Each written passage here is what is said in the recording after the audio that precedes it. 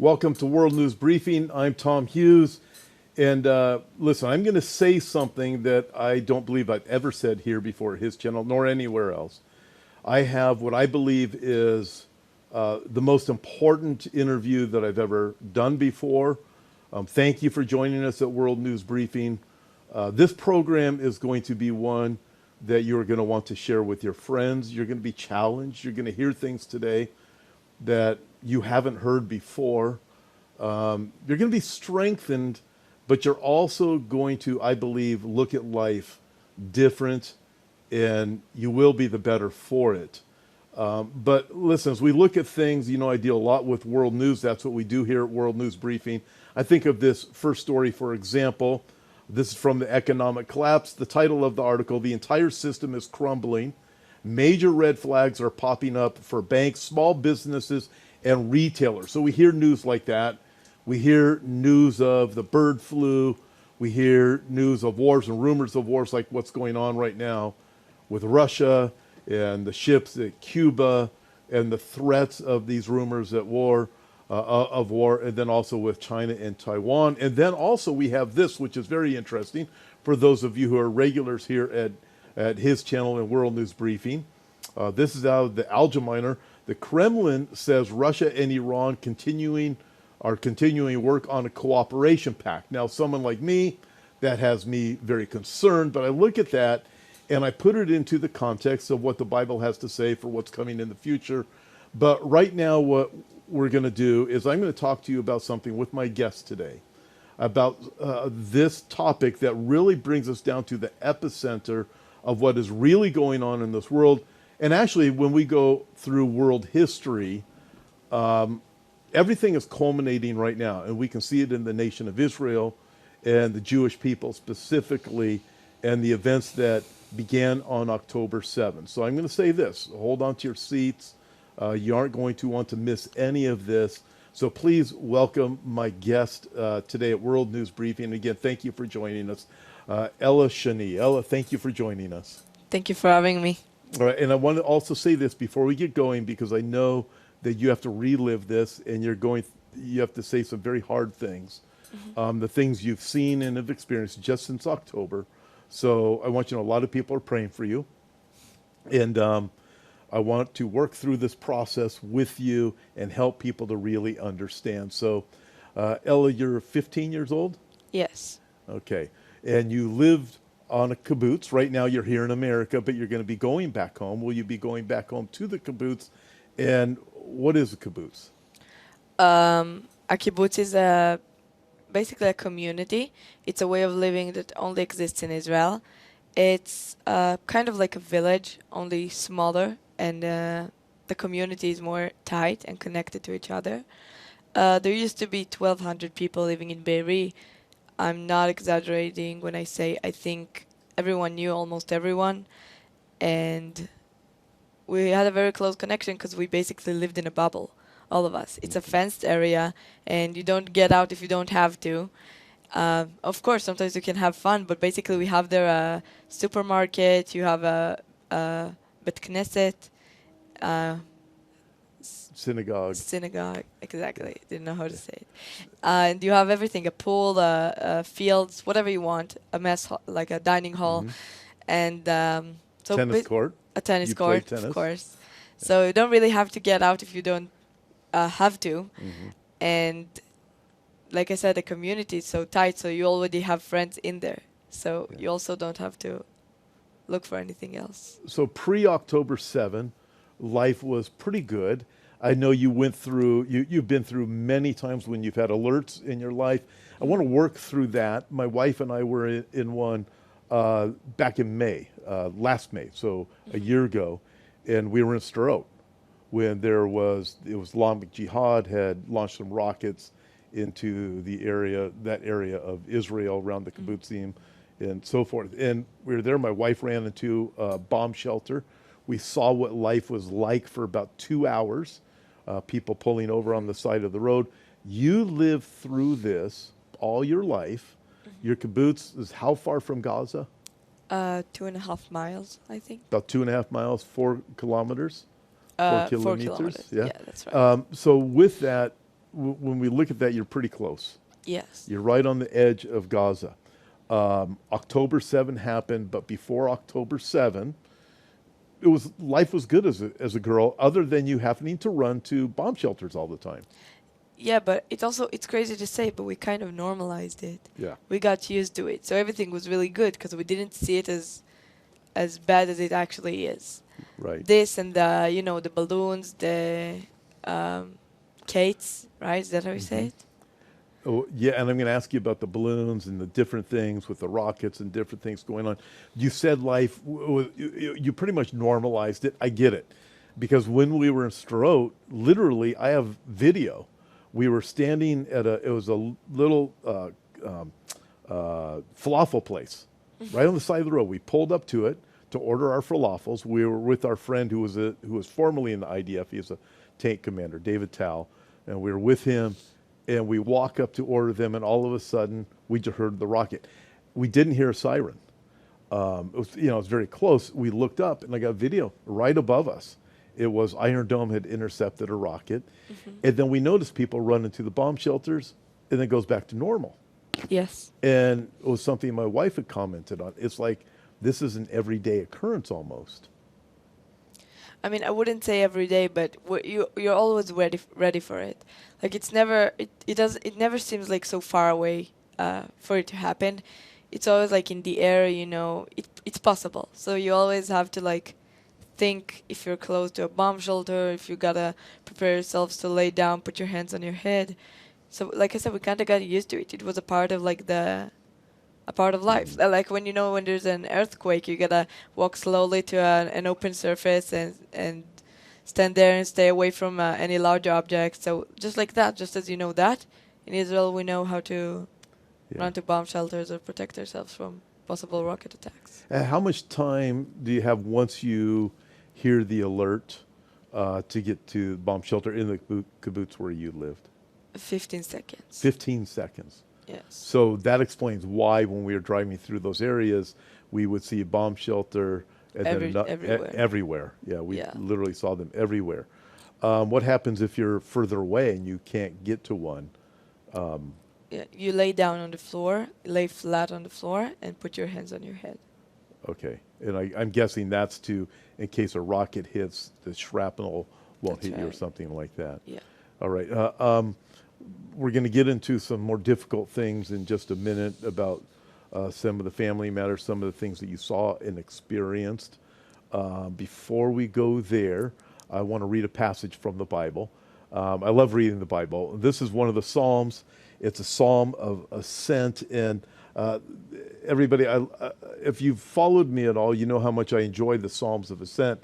And when I lead people on tours to Israel, I let them know, listen, this is what Israel would do when they would make their way to Jerusalem for the feast days, whether it be Passover or one of the other feast days, singing the Psalms of Ascent, going up to the temple and praising God. And in Psalm 121, the psalmist wrote, I will lift up my eyes to the hills, from whence comes my help. My help comes from the Lord who made heaven and earth. He will not allow your foot to be moved. He who keeps you will not slumber. Behold, he who keeps Israel shall neither slumber nor sleep. And listen, please remember that. And then we also know that was Psalm 121. Psalm 122 tells us to pray for the peace of Jerusalem. And I've told people this many times, Ella, that is God's prayer request. I mean, when I look at that, I believe it's God's prayer request to the Gentile world, to the Christians, the ones who are paying attention. God says, pray for the peace of Jerusalem. This is what I would like you to pray for. And when I look at this, I know that Israel has a unique relationship in the history of the world, different from any other people that have ever lived before. People want to argue with me about it, that's fine. But God is never going to abandon his people. And I know you've been through some really hard things, and it probably feels like abandonment at times, but God is with you, and he loves you. And I love being able to, and my friends love being able to be by your side and the side of your people. Thank you. You're welcome. Now let's get through some difficult things, okay? Prior to October 7, when it came to the people of Gaza, I know there were like work permits, people could come across the border and work. We even recognized that when we were in Sderot, you had Palestinian people that would come into that area and work at kibbutz, at yours. Did you ever feel threatened or anything like that? Have bad encounters or worried? Not really, honestly. We just because I didn't. I'll tell you what. I think after October 7th, my perspective obviously changed. But before that, I was not aware that. I was innocent. I'll say that. I was not aware that any living creature can inflict so much pain and suffering upon another living being, and I didn't think it was possible for anyone to do something like was done, like the things that were done on October 7th. So I was not threatened. I was not actually scared. I saw them as human beings, like all of us, like everyone, and Yeah. like many people in the kibbutz, like most people in the kibbutz, we were very innocent and we believed in peace since we were born. We were taught to believe in peace. You're taught to believe in peace, live in peace, seek peace. However, you still had to run to bomb shelters, rockets would fly over. But the people that lived in Gaza didn't have to run into bomb shelters. So Right. I find it interesting that Israel is pointed out as being the aggressor by so many people on the mainstream media, but that's not the case, because you could play freely except with the alert that, hey, if an alarm goes off, I have to run for shelter. In Gaza, the people didn't have that. The children could always run freely without that thought. So to me, that seems, there's such a big contrast there. Yes, because you can also see it's not that they couldn't run for shelters because they didn't have any rockets being launched towards them. That's because they didn't have a shelter, because their governing power didn't care enough to build any shelters for them and cared more to build their own tunnels and hide in them. And then again, we come to that understanding about the use of the Gazan civilians as human shields that we can talk about a lot. But I think more than that, we do know maybe they don't have the shelters, that it's their own government's fault, but governing power, not even government. But I think the IDF has done everything it could before every airstrike to warn the civilians to evacuate the area. The IDF had never had and never will have, I think, I believe and I know, any intention to kill innocent civilians. Yeah.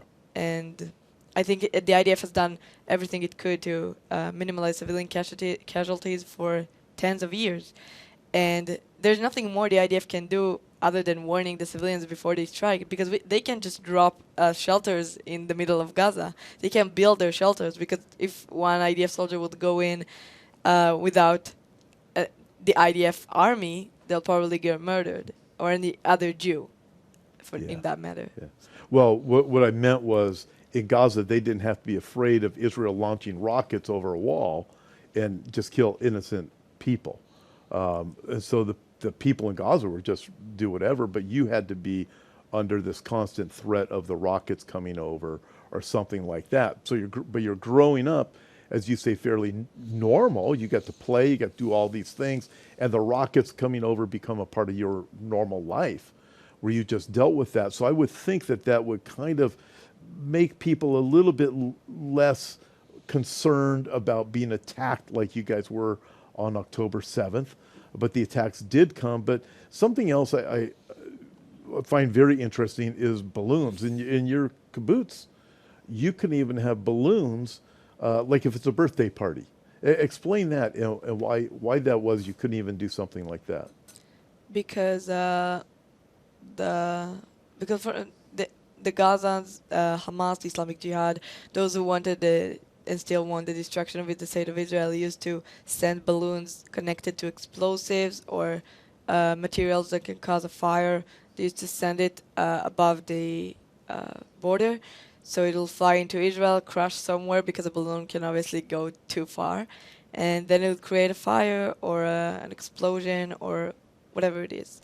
So we had to really stay cautious and be aware of the environment, of what's happening. If you see a balloon in the sky, you obviously immediately get stressed and have to call someone who has connection to the IDF or the IDF immediately, so that they'll check it out, make sure it's safe or unsafe, and if it's unsafe, take care of it. Yeah, and I would imagine having a birthday party or something like that, a balloon gets away, which they do, that would be a big cause for alarm, is what you are saying. Okay, so when I look at this, you're living under this a bubble because you're in a kibbutz, but you do have the protection, so you can run into bomb shelters or your safe places and things like that. But that was normal life for you, Yeah. something that we just don't understand in America. But you had to live that way. Now, as I work through this process, October 7 comes around, and it's early in the morning. What happened in your kibbutz, and then walk us through the process of that day. So, October 7th, as you know, as many people who bother to study about it know, started at 6:30 a.m. when there were missiles launched from Gaza towards Israel. So everyone woke up, ran to the safe rooms, because each one has a safe room made of concrete in their house.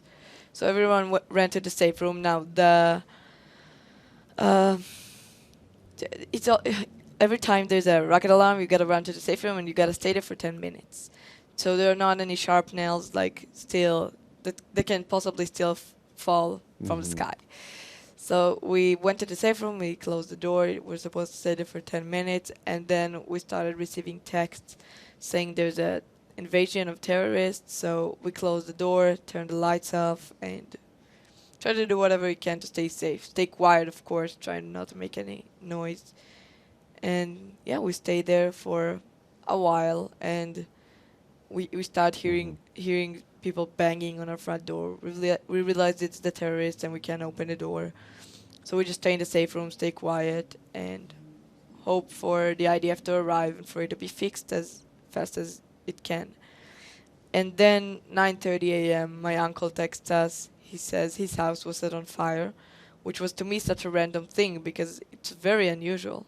And it's very unusual for Gazans to actually come into Israel with with genocidal intentions, to come and just kill. So I never faced any of it before, and suddenly my uncle texts us and he says, they set my house on fire and I'm trying to breathe. So it was like, it was a shock, because you say, why, what? Why, what's going on? I was shocked, obviously, and then we keep receiving more and more of these texts of people begging for their lives and saying, send someone, help us, just begging for help from whoever they could. And I think the most painful thing about October 7th was when everyone was begging for help, and that includes me and my family, that every time we heard them banging on the door, we started texting everyone hysterically, like asking also for help. But you kind of know that no one's going to come, and you know that you can't come. Just like you know no one's going to come for you, they know and you know that you can't come for them, for your friends, for your family. So it was I mostly felt helplessness, like I said, helplessness and fear on October 7th. So because of the situation, you sit there and you have your family and friends pleading for help, and you're in the same situation. And then things got a lot worse slowly. People actually started to get murdered. And then it was at 12:15 when I see a text from my cousin, and he says the terrorists are in his mom's house, and he's basically asking for someone to come help him to get him out. And I had nothing to do but back him up at a WhatsApp group chat, just keep texting after him, repeating his address. And then we lost connection with him, with his mother and two little sisters. And obviously your thoughts go wild and you just pray for the best, but you can't actually think about anyone else when you're in the same situation, and basically just wait for them to get to you too. And then at 2 p.m., I was told my grandparents were injured. I didn't know where, when. At first, I was lied to that my grandma was shot in the arm or something like that, and I was like, okay, I hope they'll survive. And also, we called the medics, and they told us the area is not clear, so we have nothing to do with it. Stay strong, and they hang up. So we were obviously very frustrated and angry with the situation, but I can't even blame the medics. Yeah. I mean, I know it's their job to go in and save people, but I can't blame them because it was actually just a terrible massacre, And there was so much helplessness that not even the people who have the authority or the capability of helping other people, they didn't even have that. Okay, let me ask you a couple of questions. Obviously, this is just full on terror you're going through. You're still in your safe room, right? Made out of concrete, I'm thinking. Yes. Is it similar to the bomb shelters that I've seen? Yeah. Okay, you're locked in there. You can hear everything that's going on outside, but nobody's able to get into your safe room. Did they know you were in there? They definitely can. I don't know if they knew that we Okay. were in there because we were very quiet. To the level I was even scared to switch side on my bed. I was laying in my bed. I was so scared to even move. We couldn't do anything, basically. We just locked there for 11 hours. And, for example, you don't eat anything, of course. We're thirsty because you're stressed. You get thirsty, but you can't drink. You gotta go to the bathroom. We had to be creative and pee in whatever we could find. Such as I can say that I even peed at a empty can of tennis balls because I used to keep all my tennis equipment, right, at the Yes. safe room. So you just do whatever you can. I wouldn't call it survival mode because survival mode is so much harder than what we had to go through there. But you start to think about creative ways and you say, I can't get out because I'm going to risk death. And yeah, you hear everything. You hear the gunshots, you hear the shouting in Arabic. You have no idea what they say, except for when they say things that you can partly understand, such as Allahu Akbar, Itbach El Yaoud, things like that. Okay. And except for that, which they screamed constantly, you don't really know what they say, you don't know what they mean. And the curiosity is also was terrible for us because you just hear gunshots. You see texts of people saying their houses are on fire. You hear the yelling, and you don't know what's going on outside.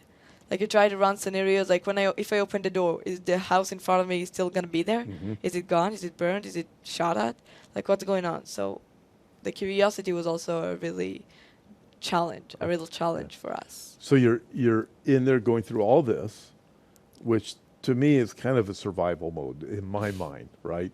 But then you're WhatsApping with your cousins, and you lose contact. I'm thinking that would have been a very fearful time because your mind would start to really wonder, what's going on with them. Yeah. And so, can you recall what happened with your cousins? So they were taken out of the safe room. The terrorists took my three cousins, two little girls, my cousin Amit and their mom, out of the house. They were very violent. Of course, they ripped the girls' necklaces off their neck.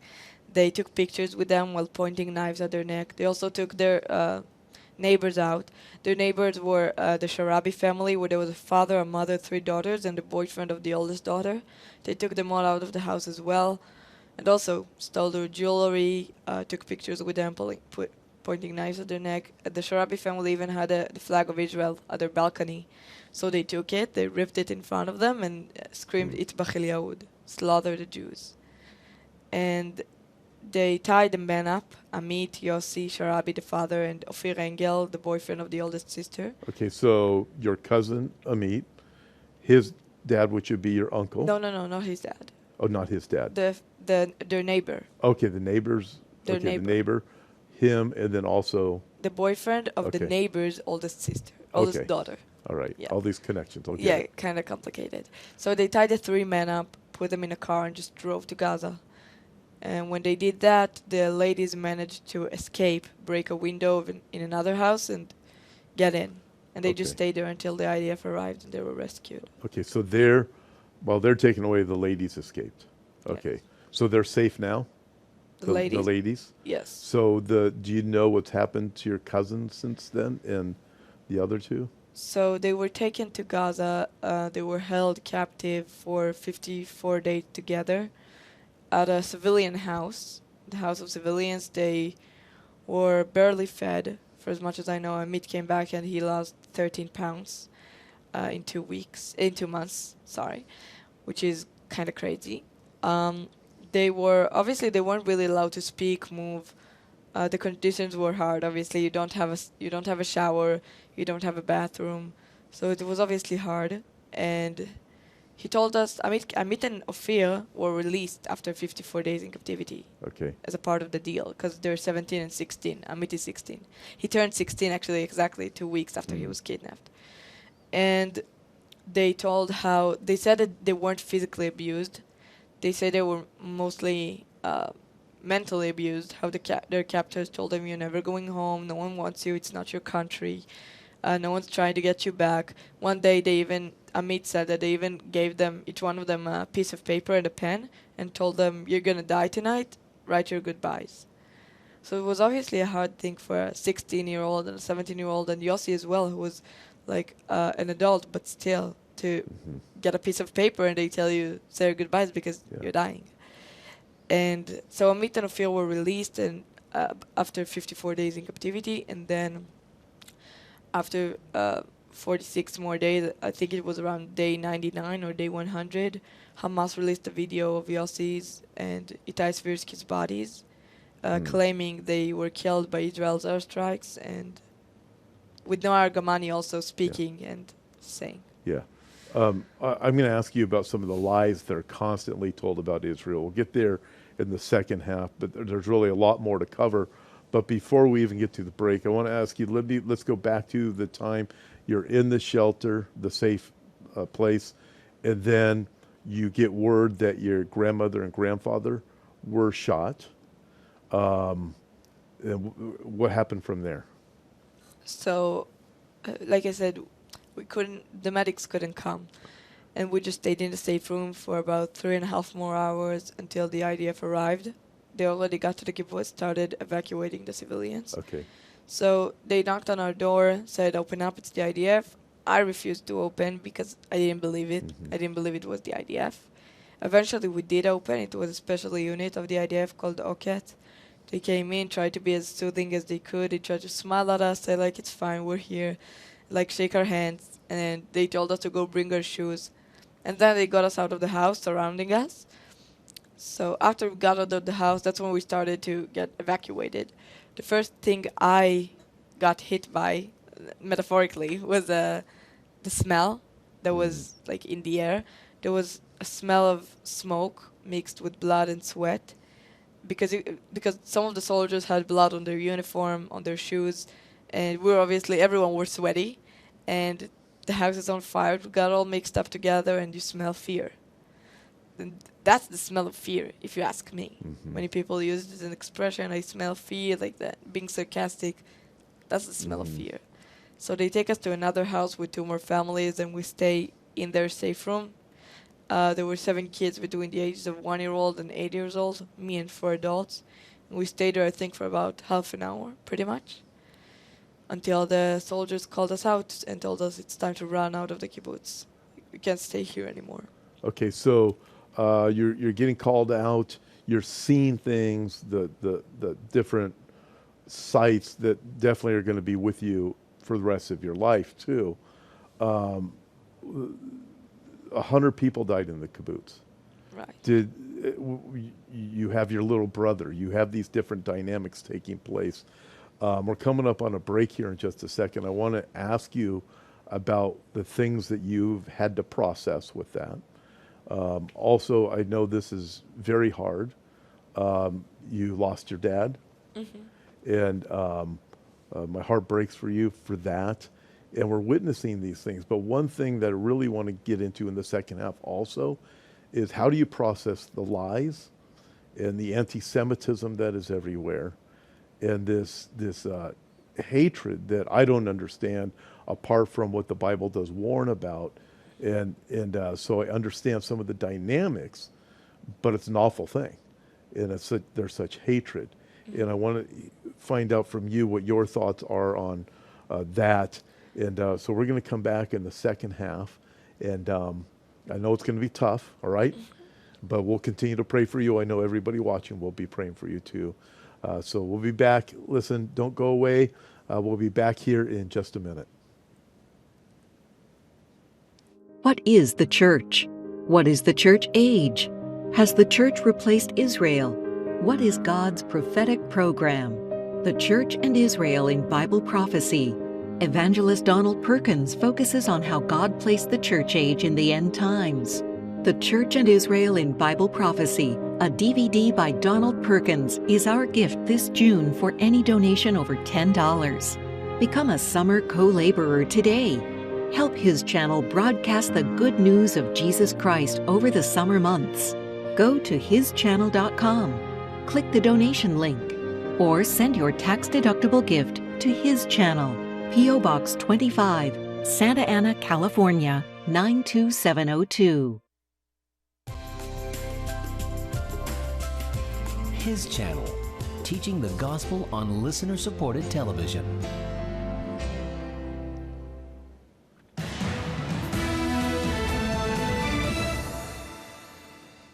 Welcome back to the second half of World News Briefing.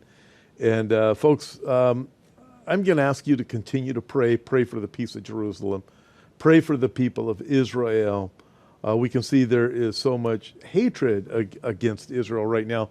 But there is some good news. There are Christians that do support Israel. There's a survey that was done. 47% of evangelical Christians support Israel. I wish it was 100%. But I look and we're going to talk about some difficult things, but I want to say this also. Our viewers mostly know this because we talk about it here a lot. Genesis chapter 12, God promised Abram, I'm going to make you a people. I'm going to make a covenant with you. And that covenant, as we work through the Bible, it's a covenant that's forever. Abraham, Isaac, and Jacob, it is an everlasting covenant. God says, I will never abandon my people, Israel. Israel is God's chosen people for the land and also for the Messiah. And I believe the reason why Israel and the Jew is targeted is because of that. There is a unique relationship that Jews have with God that I think most people don't understand. If you don't read your Bible, especially the Old Testament, it's really hard to make that connection. But I do believe there's a spiritual battle that's deep that's where the anti-Semitism comes from. But how do you, and I want to get to your dad and some of the hard things here in a minute, but how do you deal with anti-Semitism as you see what's happening today? And you've experienced, this is real. There's people that say, this is fake. I mean, I see it everywhere. And I know even people will comment on our program. They'll comment, well, this is all fake, that kind of thing. How do you deal with that? It's really hard, first of all. Because, first of all, the anti-Semitism is a very hard thing to deal with, to me, because I don't understand where this amount of hatred comes from. Because I don't hate anyone as much as they hate me for no reason. I don't have, if you ask me right now, do you have anyone you really, really hate as much as they hate you? No, because I have no reason to hate anyone. It's just poisoning my own mental health and mentality.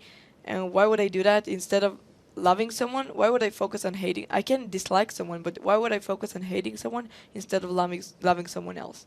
So I just don't understand where this amount of hatred comes from. Just because you're Jewish. Just because it's I'm really Jewish. What it is. Yeah. So I have no idea where it comes from. I think these people who hate me should ask themselves where it comes from, because the problem is in them, definitely. And about these people denying October 7th, saying it's fake, I want to ask them to prove it. To prove my words and the other people who share their testimonies' words, to prove them fake. Because it's so easy to just write, hey, it's fake. And I can just see, right now, if I see a picture of a man in Gaza, holding two bags, white bags, and claiming that these are bodies of his children, I can so easily say it's fake. Mm-hmm. Obviously, right? Because that's not what's happening in Gaza. But no, I don't know that. Maybe these are his children. I have no way to prove it's not. And I can try to look for it. I can try to do my research and actually study about that specific man and try to find out if it's true or not. But I can't just so quickly write it's not true. Because if that is, that one comment can destroy a person. And I can tell you, a few videos of mine were posted on social media. I was exposed on social media for the first time after October 7th. And the comments were terrible. Mm-hmm. Like, more than that, how people call me a liar. People said, actually, there was one video I filmed with Ellie Zeiler, who is incredible and amazing and so supportive of Israel, and I'm honestly a fan of her. And we made a video of me sharing my testimony, and it was just in the beginning of the war, and it was much harder for me to talk about it. Because now I'm a professional. Like, I did it so many times that I get used to it. But then it was hard for me. And when we filmed the video, I remember, like, leaning forward and playing with a hairpin, kind of fidgeting with it to try and, like, relax myself and make sure I'm okay with talking about that subject. And all the comments were saying, look at her hands, she's definitely holding a phone and reading out of it. How can you prove that I was not holding a hairpin? Because I was. Yeah. So no one can actually prove what I was holding or not holding. They claim it was a phone and I was reading out of it because I'm lying. Prove it. They can study on me. I have pictures of, I have proofs of everything I said. But they didn't bother. They just saw me talking. No, I didn't even, actually I did show some proof in her video. I showed a video from my dad's house and you can see the blood on the walls. You have proof. Oh, yeah. But they don't have to believe it. Maybe it's paint, right? But I got interviewed so many times. I showed other pictures. I showed proof. You can at least make a quick search on me on Google or wherever you want to try and look for it instead of just quickly saying, hey, it's not true. Because you come out stupid because it is true. Yeah. And that's why I would never say it. I would never do it also because when you say to someone, that's not true, it's fake, and you have no way to prove it, you're the one who is the liar in the story. It's such an awful lie. I've told people on social media, believe it or not, they even go after people like us who support Israel. You know, will be called certain names, which is fine with me. I would much rather be on God's side than against God. And I know I'm on God's side because I know what the Bible says, Old Testament and New Testament. We are on God's side when we are doing this work. And people right now will get so mad at me just that I said that. That's fine. I can deal with that. But I see this hatred, and I've told people, I said, you come with me to Israel. I'm not going to pay your airfare. Come with me to Israel. We'll walk through these places, and you will see they are real. These things aren't staged, not a Hollywood set. These are not lies. These things aren't fabricated. We know that there's many people out there that say now, well, the Holocaust never really happened. You know, the Holocaust deniers. You know, after that, I can actually not be surprised with anything. When they tell me, are you surprised that people deny October 7th? Knowing there are people who deny the Holocaust, nothing can surprise me anymore. Absolutely. And this is you. This is your experience. I know because I've been there. In fact, these dog tags here, everybody, I have on mine and Ella has on hers.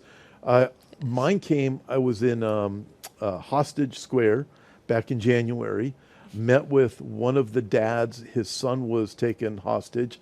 They were at the Nova concert, the Nova Festival. And when they were, his son was with, I think it was 5 friends, the kites started coming in, you know, and so they were leaving. The car was shot. One of the people in the car was killed. The others all ran out of the car to the right. They were all killed. This gentleman's son ran to the left. He was captured. He was a hostage. I don't know if he's been rescued yet or if I don't know anything. But I saw, and this is where we got these, in that area, you meet with different family members. My heart just broke for him. He's crying. They're explaining his story to us who are from America. This is real. And the deniers are unbelievable. You also, Ella, you lost your dad in this. And and for people to deny it, when you walk through this, so this is the first day, how did you get the news about your dad? And, you know. So it was 4 days after the 4 war. days after, okay. 4 days after the war started. Actually, 3 days after the war started, I gave a DNA test. Like everyone else did. Everyone who had a family member who was defined a hostage had to give a DNA test, so I did. And then on October 11th, it was around 11 a.m., my cousin called my mom and told her that she was called to identify a body at the morgue of my dad. And at first, when I was told it, I took a step back. I felt kind of weak in the knees, so I sat down. I was brought a glass of water, and it's a while that you have no idea what's going on around you. You stare at the wall, you don't know if you should cry, you should not believe it, you should hope that it's someone else's body. You have no idea what to do. I remember even someone put their hand on my back, on my shoulder, from behind me, And I remember thinking it was my mom, and then I turn around and see it's my mom's cousin, which I even forgot she was there. You have no idea what's going on around you. It's like things change immediately, and it's hard to describe. Overwhelming. Everything's Very, overwhelming. very overwhelming. Yes. And then there's the denial, the part of denial, because there are so many things you don't understand when they tell you that. And then there's the denial because you don't want to believe what you were told. And I remember after my cousins identified the body, they came to our house, to my aunt's house where I was staying at the time. I hugged them and smiled and started telling stories, and because you're in denial. You can't really talk about what just happened. You don't want to talk about what happened. And one day after that, he was buried, and I kept texting him the day before, like the day I was told. At night, I had a 2-hour conversation with the therapist, and then after the conversation, I knew what I wanted to do, and I wanted to tell him something, and I didn't know how, so I just opened his WhatsApp and texted him. And it was sad because he used to answer 1 minute after my text. My phone's not here on me right now, but after every text that I sent, it was 1 minute later and he answered. And suddenly he doesn't answer. And the messages don't even go through. And 4 months later, suddenly the picture of WhatsApp disappears because it didn't get connected to the account. And slowly things, life forces you to process it, but you don't want to and you can't. And that's why I'm talking about it now so calmly. Because you really can't process anything, the loss of a person, and that's what hurts me more than anything. Because when I hear gunshots, when there's these funerals of IDF soldiers who have fallen, there are 3 soldiers who shoot to the sky, So when I hear that, it doesn't do anything to me. Or when I hear loud explosions, of course I jump for a moment, but it doesn't really throw me back. Unlike the smell. If I smell smoke or something like that anyway, it can immediately throw me back and takes you back to October 7 with the smell and some of the other things that you've seen. Yeah. Your mom is here in the studio with us now. I just imagine it'd be so hard going through this, but she's also here. You can strengthen each other. Yeah. I'm guessing, as you said, this is it helps you to process it, probably talking about it. I don't know. I mean, I do talk about it. It's still hard to process. Okay. And it's something that talking about it won't change. It's something mentally. No matter what you say, it's more than words. And like I said, the sound of gunshots doesn't do anything to me because the horrors that took place don't hurt me personally as much as the understanding that a person who was murdered won't come back. Yeah. That's, I think, the worst part. Because you can't process it. Because I have a friend who was murdered. He was 14.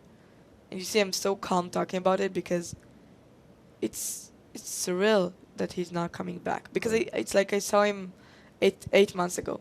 Dapped him up and smiled, and we had we laughed and have fun. And and suddenly he's gone. But I can understand that he's gone.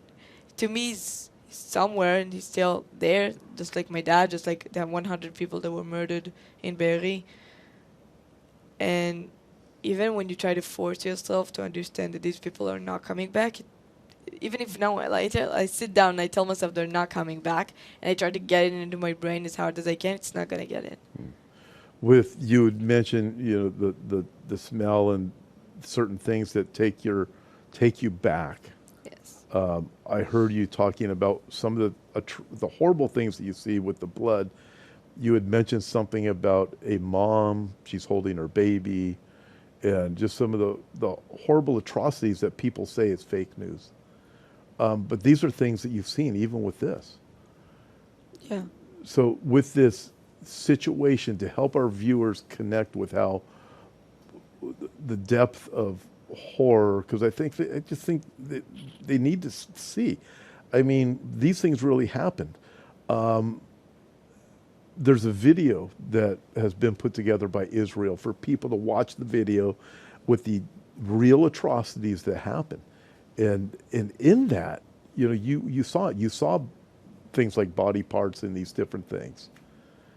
Did you watch it? I avoided watching the movie. You want to know why? You what? I avoided watching the movie. Here's why. Because I know what happened. I know I would get sick.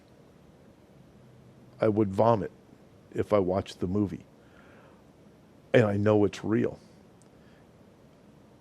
Most people, I think, it would do them a whole lot of good to watch it because they don't believe these things are real. I know what it would do to my head. And so for me, for you to go through it and to be able to talk about it is a huge thing. I think that's something that God is strengthening you to be able to do. Because I wouldn't be able to sleep just from watching the movie. I saw enough because I was doing my research beginning on October 7 and watching everything. And I know about this one lady. She was holding her baby, and I believe the baby was shot in the head. And I think the baby is even less than a year old. 9 months old. 9 months old. Is this somebody you knew? Yeah. I knew, of course I knew because from the kibbutz, but... Okay, she was from your kibbutz. Yes. And so of course I knew her. I knew the mother, the father, the 3 children. I didn't know personally the 2 younger children. I knew the oldest one, who was now 9. He was 8 on October 7th, because he's a friend of my brother, and he used to come over a lot to play with my brother. So I knew him, and then to see him, after we were evacuated, to see him about to board a bus with his brother, and they're covered with blood, and they look like a mess, and they just say, my dad and sister are dead. I don't know if mom is dead or alive. It's a hard hit to take. Yeah. His dad and his sister are dead. He knew his sister was the baby. Yes. Okay, and then the mom. So, but if I remember right, with him in particular, somebody said, "Come with me," but he just cried out for his mom. Yes. Yeah. Which was heartbreaking because that would be awful. Yes, because you see the truth in him that he doesn't want anything but his mom. I think some people can understand it when you want something so terribly, when you actually want something. It's not like, I don't know, I want some French fries. Not like that. When you actually want something so much and you can't have it, it's the worst feeling in the world, especially when that's a person. And to see this boy surrounded by so many people who just want to help him, and he doesn't want anyone because he wants his mom, and you see the frustration in him when he knows she can't come, that broke my heart. Yeah, honestly. It would be awful. I remember watching a video fairly early on. It was a little boy, Israeli boy. He was hostage in Gaza, and he was crying out for his mom, and he was captured. And I knew enough of the story. His mom had been killed. They took the little boy, and he's just crying for his mom. And I watched him be teased by the other boys that were older than him. And they videotaped it. They recorded this. And there's people that deny these things. And I wonder about that little boy now. But you live these things. For me, it's hard to process it, even talking to you.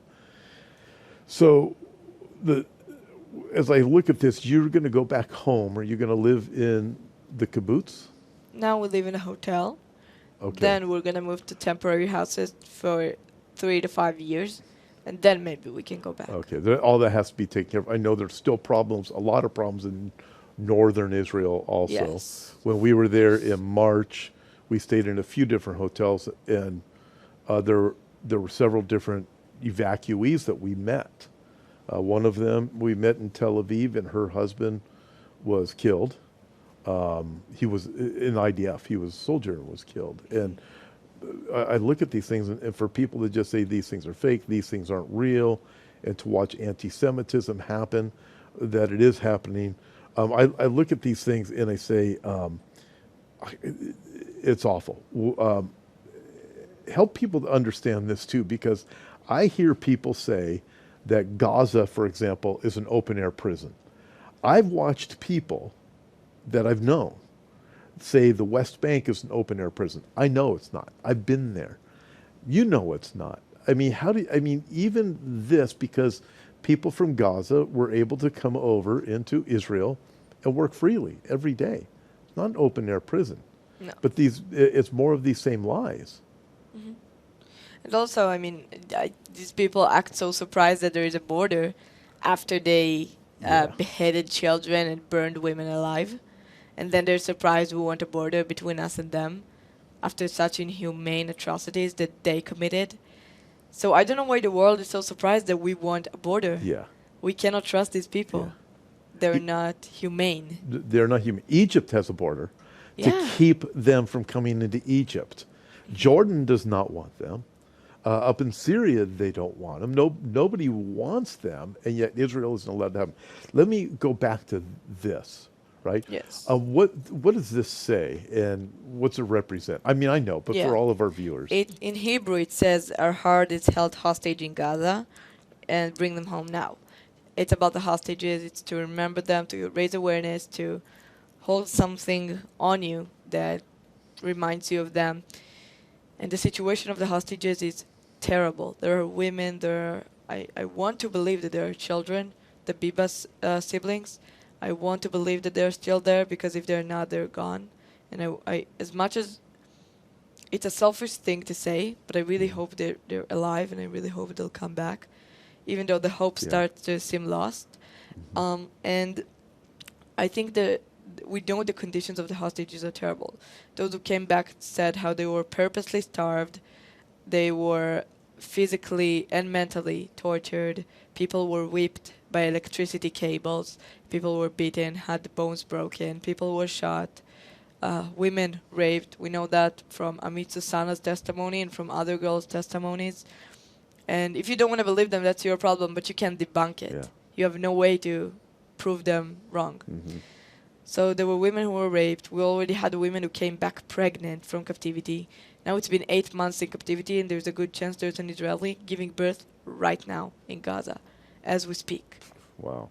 And you don't have sympathy for them. If you don't have sympathy for them, you're a monster. No, not you, Yeah. take you. No, Those watching, of course. I understand. And- yeah. I understand. In fact, that's why we're doing Yeah, this. and more than that, I now see people posting about, there was the rescue of the 4 hostages, right, a few days ago. It was amazing, amazing news. And now I see people saying Almog reported and said that that Hamas made him a birthday cake for his birthday, right? And I see now these people posting and saying Hamas treated him nicely and everything and all of that. Yeah. I have 2 questions for them. Mhm.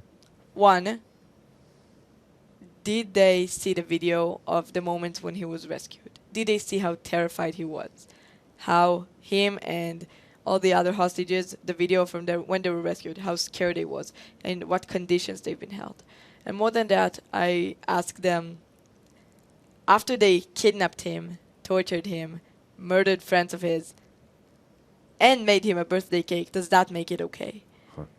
And also, I think it proves to you that if they have enough groceries to make a birthday cake for a hostage of them, they're definitely not as hungry and in desperate need of food as they seem to be. Yeah. I've seen videos. And more than that, I just Yeah, want to go say ahead. it drives me crazy how Mhm. people try to justify the kidnapping of an innocent person by making him a cake. It's not going to happen. And these pro-Palestine people saying, oh, look how he's been treated so nicely. Then why was he kidnapped? I think they want to make him happy. They shouldn't make him a cake. They should bring him back home. And now these people are sad that Palestinians were killed during the rescue. Mhm. Well, what did they expect when Hamas holds these hostages in innocent civilians' homes? Actually, no. Innocent civilians hold these hostages in their homes. They have no problem with it. They treat them terribly, and they treat them in a barbaric way. Mhm. And then they're surprised when the IDF breaks in and rescues the hostages. And of course, there are casualties. I'm not saying that it's okay, but I'm saying that it's necessary. And there was the question, I can remember, I think a BBC journalist asked, were the Gazans warned before the I saw the video. right before the rescue operation? And I think I just want to ask people to think before they get anything out of their mouth, because that was just ridiculous. I said, I did a video on that. I said, this has got to be one of the dumbest questions I've ever heard. So you're going to go and knock on the door saying, by the way, tomorrow at noon, we're going to come by to rescue the hostages. So why don't you move them or kill them? Because that's what they would do. Yeah. It really is just such a stupid question. And it's also something that's only expected from Israel. You don't see anyone else asking, Yeah, did you warn your enemies before you attack them? Exactly. And by the way, Israel does it. Maybe on that rescue, Yeah. no, not because we're not playing some children's game. This is a war. Right. And I think the IDF has really warned the Palestinians before attacking and did whatever it could by throwing flyers from planes. Flyers, right? That's how we call it. The Yep. papers. Yep. Warning them to evacuate, or by calling them with megaphones, or doing whatever they can to warn the Palestinians before they strike. Who That's else does that? Nobody else does exactly, that. and that's not something. No one asked before October 7th, did you warn the Israelis that you're going to massacre and slaughter them in their homes in the music festival? Did you warn them? No one asked that question. They That's didn't have to, right? Because there's no problem when they freely murder innocent Israelis, kidnap people, behead children, cut people's body parts off, rape women, do whatever they want, and there's no problem. They didn't have to warn anyone. They don't have to apologize because they're the victims and it's just resistance, right? Mm-hmm. But then when Israel retaliates, they're expected to warn them before. They're expected to be much more gentle and careful with them, and Israel's being criticized by the whole world. And I Yes. think that's pure hypocrisy. It is. Israel is the only nation in the world that faces this kind of judgment. There's no other nation that these things would even be expected. 500,000 people are killed in Syria. That's not news. What China does, what has been done in so many other countries, and the genocide of Jews. When you start looking at other countries, other Islamic countries, you have zero Jews living in any of them anymore since 1948. Pre-1948, thousands. After 1948, you have zero. Yet the population of Palestinians has continued to grow into the millions in Israel, and yet Israel is accused of committing genocide. But I appreciate so much how you said that also with Israel. Was Israel warned before October 7th? Of course they weren't warned. Can I ask you this? We're almost out of time. We'll get there. But with the rescued hostages, and by the way, these hostages were not returned. They were not freed by the Hamas. And there's an Al Jazeera reporter who happened to be holding one of the hostages, which is another story. Yeah. But they were rescued. They were not returned by Hamas. They were rescued. I watched some of the firefight. I have some videos on that. Yeah. But does that give you hope that these 4 hostages were rescued last week for the lives of other hostages? It doesn't. Okay. Because from one side, I know how strong the IDF is, how strong our army is, and I trust our army with closed eyes. I know they're doing everything they can, and our soldiers are amazing people who I believe and know that they can do incredible things and save the hostages. And more than that, I know that it's a risk because now Hamas will probably be more careful with the other hostages. They'll probably maybe treat them worse. And because they say now, we know they're going to probably get out one day, and there's already so much in the open. I know these people still deny things, but there are already women saying I was raped in captivity, men saying I was whipped in captivity, terrible things. And now the whole world knows. Maybe most of the world doesn't want to believe, but the whole world knows. Yeah. So they have no problem to do it again and again and again because it's not news anymore, and no one cares. Yep. Well, we're out of time. I really wanted to ask you, I'm going to go 30 seconds over, if you can, real quick. When you hear from the river to the sea, Palestine will be free, what does that do to you? I know we're out of time, but could you maybe summarize kind of 30 seconds? What does that? It makes me confused and angry. From one side, I don't know what they mean. What does it mean? From the river to the sea, Palestine will be free. Yeah. I do not understand what they want. Even when they say free Palestine, I don't understand.